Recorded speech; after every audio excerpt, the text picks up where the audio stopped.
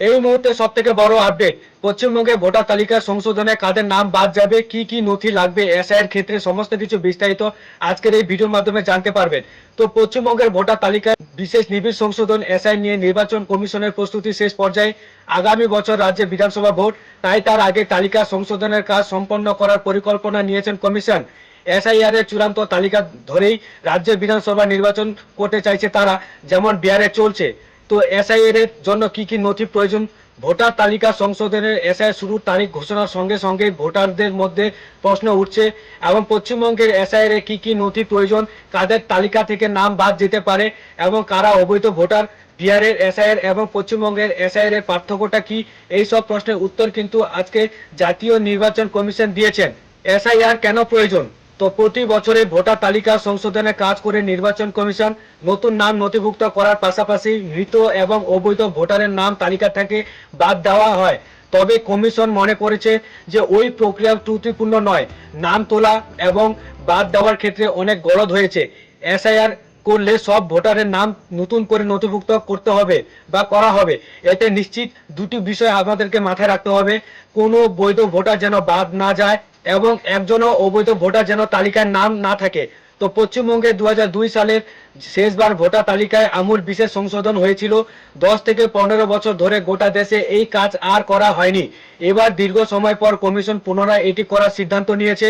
বিরোধী দলগুলি এসআইআর এর রাজনৈতিক প্রভাব নিয়ে সমালোচনা করলেও বিজেপির দাবি বাংলাদেশ ও মায়ানমার থেকে প্রায় 1 কোটি অনুপ্রবেশকারী ভারতের ভোটার তালিকায় রয়েছে।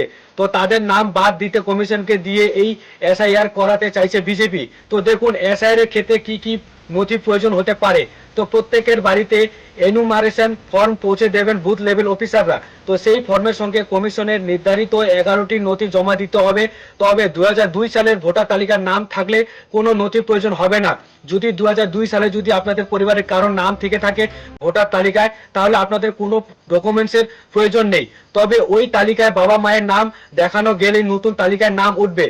তো এবার প্রশ্ন হচ্ছে যে 11টি নথি কি কি থাকতে হবে যদি 2002 সালের ভোটার তালিকায় নাম যদি না থাকে। তো প্রথমে বলা হয়েছে কেন্দ্রীয় বা রাজ্য সরকারের কর্মী বা পেনশনধারীর পরিচয়পত্র। দ্বিতীয়ত 1987 সালের যে 1 জুলাইয়ের আগে ব্যাংক, পোস্ট অফিস বা এসআই বা স্থানীয় প্রশাসনের দেওয়া যে কোনো নথি প্রয়োজন হলে দেখাতে পারেন, বা জন্ম শংসাপত্র, পাসপোর্ট, মাধ্যমিক বা তার বেশি শিক্ষাগত শংসাপত্র, রাজ্য সরকারের উপযুক্ত কর্তৃপক্ষের দেওয়া ব্যবস্থাপনার যে শংসাপত্র, বাসস্থানের বা ফরেস্ট রাইট সার্টিফিকেট, জাতিগত শংসাপত্র, নাগরিকের ন্যাশনাল। তারপরে বলা হয়েছে জমি বা বাড়ির দলিল। তো এছাড়াও সুপ্রিম কোর্টের নির্দেশ অনুযায়ী আধার কার্ড পরিচয়পত্র হিসেবে গ্রহণযোগ্য, তবে আধার দেখিয়ে নাগরিকত্ব দাবি করা যাবে না। আধার কার্ড সহ 11টি নথি যে কোনো একটি থাকলেই যথেষ্ট।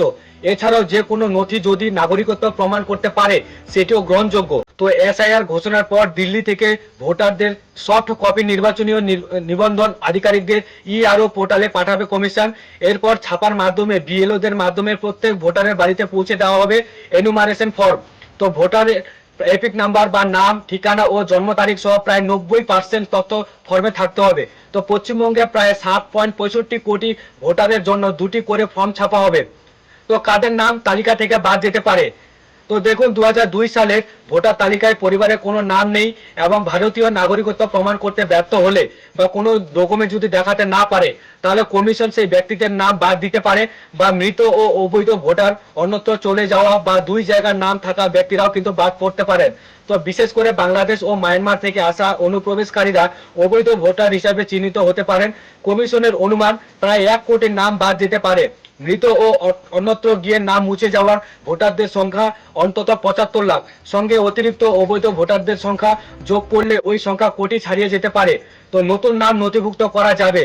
তো দেখুন কমিশন সূত্রে খবর, নতুন ভোটাররা কমিশনের 6 নম্বর ফর্মে আবেদন করে তালিকার নাম নথিভুক্ত করতে পারবেন। এসআইআর অংশ না নিলে 2026 সালের নতুন ভোটার তালিকা থেকে তাদের নাম বাদ যাবে এবং তারা আগামী বিধানসভা নির্বাচনে ভোট দিতে পারবেন না। তো নতুন তালিকার নাম রাখতে এসআইআর প্রক্রিয়ায় অংশ নেওয়াই বাধ্যতামূলক।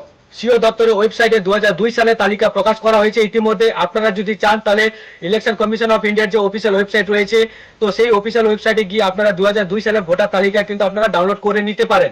তো 2002 সালের ভোটার তালিকা কিভাবে ডাউনলোড করবেন এই নিয়ে আমরা একটা ভিডিও বানাবো, সেই ভিডিওটি আমরা আপলোড করব। সেই ভিডিওটি পারলে আপনারা দেখে নেবেন যে 2002 সালের ভোটার তালিকা সঠিক নিয়মে কিভাবে আপনারা বাড়িতে বসে নিজেরা মোবাইল থেকেই ডাউনলোড করতে পারবেন। তো বিধানসভা এলাকা অনুযায়ী ভোটারেরা যাচাই করতে পারবেন তাদের নাম। তো খসড়া তালিকা এসআইয়ের পরে চূড়ান্ত তালিকা প্রকাশ করা হবে। তো বন্ধুরা বুঝতে পারলেন যে এসআইআর যদি চালু হয় তাহলে এসআইআর থেকে কারা কারা নাম কিন্তু বাদ যেতে পারে, বা কি কারণে নাম বাদ যেতে পারে, বা কতগুলি আপনাদের ডকুমেন্টস দেখাতে হতে পারে যদি 2002 সালে ভোটার কার্ডের নাম না থাকে। তো 11টি ডকুমেন্টসের কথা এখানে উল্লেখ করা হয়েছে।